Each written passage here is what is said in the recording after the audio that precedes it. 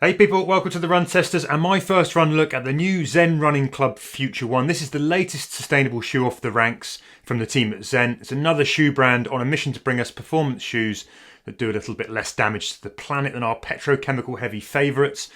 I took the follow-up to the ZR01, this shoe here, for an initial hour-long 10k run to find out how it feels on the feet. So let's get into it.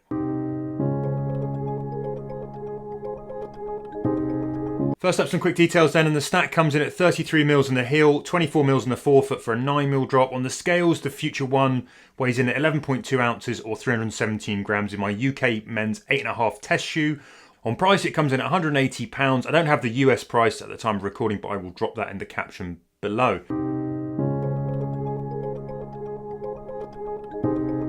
Okay, so moving on to a quick shoe whip round, then let's start with the midsole. What you've got here is a mild rockered midsole with a brand new foam that's made from 60% bio content that's derived from rapeseed oil. It actually also includes enzymes that activate and accelerate the degradation of the shoe when it arrives in landfill. When you drop it into landfill, lots of shoes just stay there for thousands of years. That should speed up the process at which it decays. Zen says the foam also offers 64% rebound, an improvement from the ZR01, and shows only 7% breakdown in performance over 500 kilometers. Up top, you've got a full booty style knitted upper that's quite dense. It's made from eucalyptus based tensile lyocell. That brings a sock like fit with these flyer wire sort of details here for added hold and security. Now, beyond a heel counter and some minimal bio based TPU overlays, there's not much structure to the shoe in the uppers here. It's all round, kind of soft and flexible. The knit is perhaps a little more tight than we saw on the ZR01. You've also got these two pulls here to help you slip the shoes on. If you have high insteps like me, you'll need those. There's also a caster bean based sock liner inside to add a bit of extra flex and rebound. When you flip them over, there's a generous covering of outsole rubber across the forefoot here and in those key heel impact areas.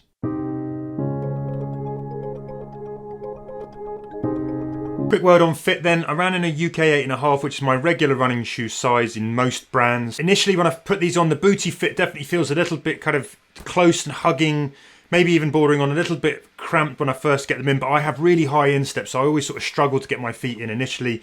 Once they're in, I think they sort of loosen off on the run. They did by the end of that hour-long run. They were a bit more loose and they were quite comfortable. You've got the uppers are sort of hugging really nicely. There's not a huge amount of room across this section, you know, across that bit behind the toe knuckle. If you've got wider feet, that might be something to figure. They do have plenty of length in the toe box, and because you've got these knitted uppers, there is a decent amount of flex across the top. I think if you like a roomier feel and fit, you might want to go half a size up. If you like it dialed in and snug and that booty fit to really hold the foot securely, then you can probably get away with going true to size.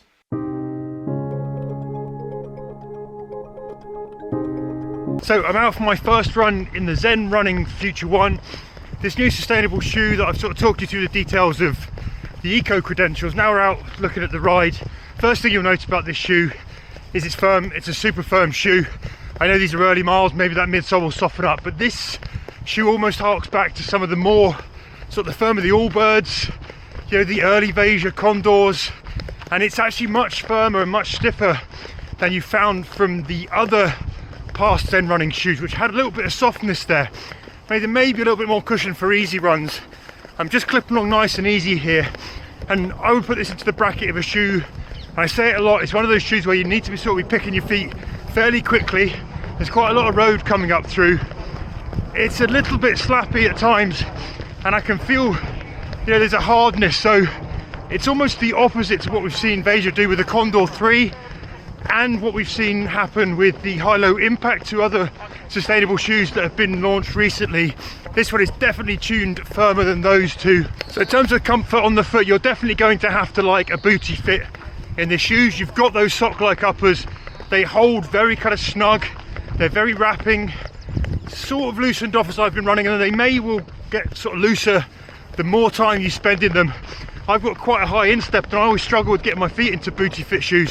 When I first put them on, I thought, wow, these are going to be really tight. They have loosened off a bit, and now they're sort of in a guise where they're just holding nicely on the platform. You do feel hugged, and overall the comfort on the foot now actually is really quite nice. It's quite a nice sort of wrap that you've got there. So that's fine. There's sort of reasonable disappearing feel on the foot. Once you get moving in them, initially it's not necessarily the most comfortable shoe to put on first step in, but that is booty fit for me anyway. maybe you like that. If you do, you're going to like these shoes. One of the big benefits to that firm platform is that you've got a nice wide base here, and it offers a lot of stability. I've taken it on roads nice and slow. I'm doing a bit of sort of mild off-road here along the Thames River where I normally run, and no problems with stability. You've got a really nice reliable platform to land on here from the shoe, from the midfoot all the way back into the heels. You're not going to get that cushioned spring that you might find from some other shoes. If you're thinking about the Veja Condor, that shoe actually started to get into the realms of a, you know, of like a Nimbus, or it had energy to the midsole. It's quite a lot of sink and a bit of return. These shoes are all about kind of stiffness and response, and you're going to have to be moving with a fast foot turnover to get the best out of them, I think.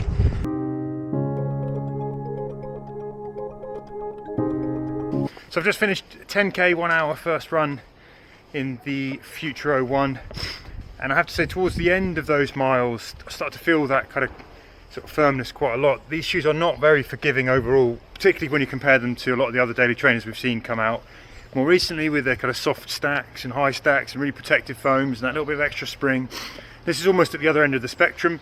If you like running in what would be, I would describe as a more traditional, kind of more old school, sort of firm ground contacty platform, you know, it's not a minimal shoe, but it has that kind of, yeah, that old school ride to it, then, you know, you're really going to like these because that's what they deliver. This is one that doesn't allow you to have lazy feet for sure. The other thing that I got towards the end of that is I've got a bit of heel slipping going on, and I've rubbed a bit of the backs of my heels in the shoes, so maybe I need to adjust the lockdown for that. We'll see that on sort of future miles. So yeah, overall I'd say it's been a little bit of a mixed bag for those first 6 miles. Obviously I always want to do more testing. Sometimes the midsoles can soften up, you get a different sort of feel of a shoe, and you know, you can adjust the way that you're lacing them down for future runs. So we'll test that for the full review, and I will do my verdict back in the office right now.